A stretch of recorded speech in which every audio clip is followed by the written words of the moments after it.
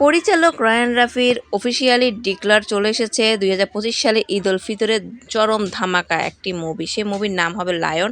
সেখানে নায়ক হিসেবে থাকবে ওপার বাংলার আমার সবচেয়ে ফেভারিট নায়ক জিৎ দা এবং আমাদের বাংলাদেশের সবচেয়ে আমার পছন্দের নায়ক শরীফুল রাজ। দুইজন থাকবে, কিন্তু নায়িকার ব্যাপারটা গোপন সূত্রে জানতে পেরেছি যে শবনম ইয়াসমিন বুবলিকে সিলেক্ট করার চিন্তা করছেন। এটা আরও বিগ ধামাকা হবেন। এবং ইন্টারভিউতে রায়ান রাফি ভাই জানিয়েছেন যে লায়ন সম্পর্কে বলেছেন, যদি বলি লায়ন চরিত্রটি সৃষ্টি করেছি তুফানের জন্য, তাহলে ভুল বলা হবে না। তুফান চরিত্রটি দাঁড়িয়েছে এবার লায়ন সৃষ্টির চেষ্টা করছি, এরপর আবার তুফান, এরপর আবার লায়ন, এভাবে এগোতে থাকবো। আমার লক্ষ্য তুফান ও লায়ন এই দুটো চরিত্রকে একটা সময়ে গিয়ে একটা সিনেমায় মুখোমুখি বা পাশাপাশি দাঁড় করিয়ে দেওয়া।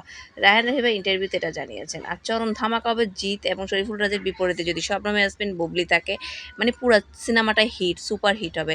শুভকামনা রায়ান রাফি ভাইয়া। কে কে দেখতে চান সুপারস্টার জিৎ দা এবং শরীফুল রাজের সাথে আমাদের লেডি সুপারস্টার শবনম ইয়াসমিন বুবলিকে? অবশ্যই কমেন্ট করে জানাবেন। আপনারা সেটাও জানাতে পারেন জিৎ এবং শরীফুল রাজের বিপরীতে কাকে দেখতে চান। আর যারা বুবলি ভক্তরা আছেন তারা কমেন্ট করে জানাবেন অবশ্যই বুবলিকে দেখতে চান। অবশ্যই ভিডিওটা বেশি বেশি শেয়ার করবেন।